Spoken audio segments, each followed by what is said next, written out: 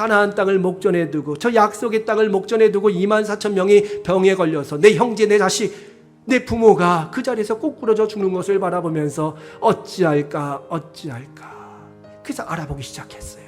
그랬더니 음란 행위를 한 거예요.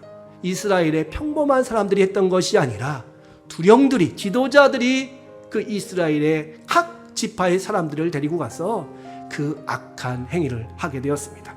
그런 말미암아 모세는 이렇게 명령합니다. 저 두령들을 태양을 향하여 목매달아 죽이라. 그리고 백성들은 회막문 앞에 나와서 머리를 풀고 울기 시작합니다. 하나님 용서하여 주옵소서. 우리가 광야에서 우리를 도우셨던 하나님을 잊어버렸습니다. 그 하나님을 놓쳤습니다 하자 연병이 끝났는데, 모든 회개의 운동이 이제 일어나면서 모든 재앙이 끝난 줄 알았는데 끔찍한 일이 벌어지게 됩니다. 바로 이스라엘 진영 가운데 한 두령이 미디안의 고십이라는 여인을 자기가 거하고 있는 막사로 텐트 안으로 들이고 와서 거기서 음란한 행위를 벌이게 된 것입니다. 민수기 25장 14절 말씀에 보니까 이름은 시므리니 시므온인의 조상 가문 중에 한 지도자이며 라고 기록되어 있어요. 그래서 이 사건을 가리켜서 바알 부올 사건이다 라고 말하고 있습니다. 부올에서 일어난 바알을 섬기는 사건 때문에 이스라엘 가운데 24,000명이 죽게 되고, 더 나아가서 시므온 지파의 그 두령 지도자가 음란한 행위를 가져오로 말미암아 이스라엘 진영 가운데 또 끔찍한 죄악이 벌어지게 되는 것이죠. 로마서 5장 12절 말씀에 이런 말씀이 기록되어 있어요. 그러므로 한 사람으로 말미암아 죄가 세상에 들어오고, 몇 사람으로 말미암아? 한 사람으로 말미암아. 아마 시므온 지파 이 두령, 이 시므리라는 사람은 그래, 다른 사람은 그렇게 회개하고 나는 나대로 살자, 나는 그냥 내 만족대로 살자라고 생각했을지 모릅니다. 그러나 그 후폭풍은 엄청나게 이어졌다는 것입니다. 가문의 저주로, 가문의 재앙으로 이어지게 됩니다. 그 신뢰가 바로 여호수아 13장 이후에 기록되어 있는데요. 적과 꿀이 흐르는 땅, 유다 지파를 시작으로 땅 분배의 사건이 기록되어 있습니다. 그런데 18장에 시므온 지파라는 이름이 언급되고 있지만 이상한 표현들이 기록되어 있어요.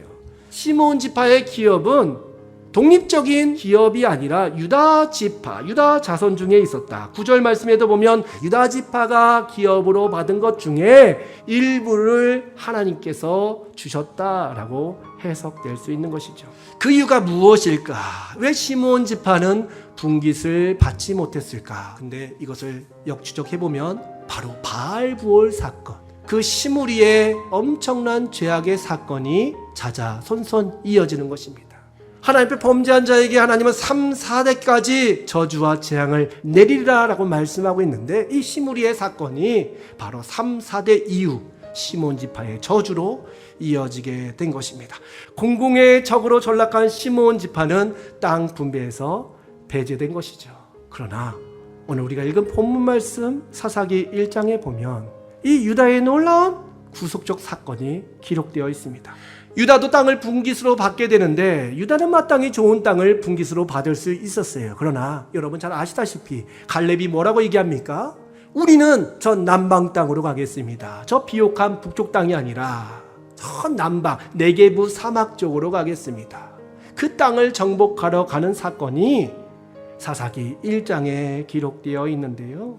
이 사사기 1장 말씀에 보니까 유다가 그 땅을 정복하러 가기 전에 갑자기 한 지파를 콜링합니다. 저 구석 한쪽에서 쭈그리고 앉아가지고 분깃을 받지 못했던 그 시므온 지파를 향하여 가서 이렇게 얘기하죠. 내가 제비 뽑아 얻은 땅에 나와 함께 올라가자. 유다가 손을 내미는 거예요. 시므온아, 나랑 같이 저 남쪽으로 가자. 남쪽으로 가서 내가 받은 땅, 우리 조상 갈렙을 통하여 하나님께서 비전으로 보여주신 땅에 함께 올라가자 하니 시므온이 그와 함께 가니라 라고 말씀하고 있습니다. 그 땅은 가나안 족속이 있었어요. 브리스 족속이 있었어요. 그 모든 족속의 그 세력을 무찌르고 이제는 구원의 역사 가운데 참여하게 되는 것이죠. 그러면서 오늘 우리가 읽은 본문 말씀과 이어져요. 근데 유다가 시므온만 챙긴 것이 아니죠. 겐 사람. 물론 모세의 장인이기 때문에 어느 정도 이스라엘 백성들과 친밀함은 있었겠지만 땅을 분배받을 때에, 기업으로 유업을 받을 때에 이 겐 사람의 몫은 빠져 있었어요. 겐 사람은 광야에서 동거동락은 했지만 12지파 가운데 자기의 분깃을 받을 수 없었던 사람들이었죠. 근데 유다는 누굴 챙겼어요? 겐 사람, 이방 사람들을 챙기고 모든 사람이 다 회개하고 주님 앞에 나아가고 있을 때에 혼자 범죄 가운데 빠졌던 그 시므온 지파를 끌어안고 다시 한번 그 믿음의 자리, 약속의 자리, 은혜의 자리 나갔던 유다의 귀한 선택을 바라보게 됩니다. 더 위대한 말씀이 19절에 기록되어 있어요. 유다가 어떻게 이렇게 큰 능력을 가질 수 있었는가? 자막 말씀 같이 읽어보겠습니다. 시작. 여호와께서 유다와 함께 계셨으므로. 아멘. 이 유다 민족은 하나님과 동행함을 통하여 구원의 역사를 이루게 되며 또 저주받고 외면당하고 버림당했던 겐 사람과 그 시므온 지파와 함께 이 하나님의 나라의 놀라운 구원의 역사를 나타내 주시는 것이죠. 사실 시므온 지파는 잊혀진 지파였거든요. 시므온 지파는 유다 지파 안에 편입이 되면서 사사기 이후에 시므온 지파 내용이 거의 없습니다. 그런데요, 이 말씀을 묵상하면서 갑자기 예수님의 12제자가 기억이 났어요. 시므온 베드로. 물론 짧게 읽으면 헬라식 발음으로 시몬이 되겠죠. 혹시 이 사람은 시므온 지파가 아닐까? 게다가 만약에 시므온 지파라면 그 동생 안드레도 시므온 지파일 가능성이 큽니다. 또한 예수님의 12제자가 기록된 마태복음 10장에 보면 가나안인 시몬이 있었다라고 기록되어 있습니다. 무려 12제자 가운데에 3명이 시므온 지파로 추측되는 인물입니다.